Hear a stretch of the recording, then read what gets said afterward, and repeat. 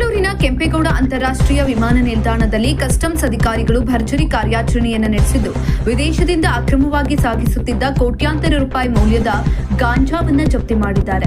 ಬ್ಯಾಂಕಾಕ್ನಿಂದ ಬೆಂಗಳೂರಿಗೆ ಬಂದಿಳಿದ ಪ್ರಯಾಣಿಕನೊಬ್ಬನಿಂದ ಬರೋಬ್ಬರಿ 2.33 ಕೋಟಿ ರೂಪಾಯಿ ಮೌಲ್ಯದ ಹೈಡ್ರೋಫೋನಿಕ್ ಗಾಂಜಾವನ್ನು ವಶಕ್ಕೆ ಪಡೆದುಕೊಳ್ಳಲಾಗಿದೆ. ಬೆಂಗಳೂರು ಗ್ರಾಮಾಂತರ ಜಿಲ್ಲೆಯ ದೇವನಹಳ್ಳಿ ಬಳಿ ಇರುವ ವಿಮಾನ ನಿಲ್ದಾಣಕ್ಕೆ ಬ್ಯಾಂಕಾಕ್ನಿಂದ ಬಂದಿದ್ದ ವಿಮಾನದ ಪ್ರಯಾಣಿಕರನ್ನ ಕಸ್ಟಮ್ಸ್ ಅಧಿಕಾರಿಗಳು ವಾಡಿಕೆಯಂತೆ ತಪಾಸಣೆ ನಡೆಸ್ತಾ ಇದ್ರು. ಇದೇ ಸಂದರ್ಭದಲ್ಲಿ ಒಬ್ಬ ಪ್ರಯಾಣಿಕನ ಲಗೇಜ್ ಬ್ಯಾಗ್ ಮೇಲೆ ಅಧಿಕಾರಿಗಳಿಗೆ ತೀವ್ರ ಅನುಮಾನ ಮೂಡಿದೆ. ತಕ್ಷಣವೇ ಆತನ ಬ್ಯಾಗ್ ಅನ್ನ ಕೂಲಂಕುಷವಾಗಿ ಪರಿಶೀಲಿಸಿದಾಗ ಒಳಗೆ ಅಡಗಿಸಿಟ್ಟಿದ್ದಂತಹ ದುಬಾರಿ ಮೌಲ್ಯದ ಹೈಡ್ರೋಫೋನಿಕ್ ಗಾಂಜಾ ಪತ್ತೆಯಾಗಿದೆ.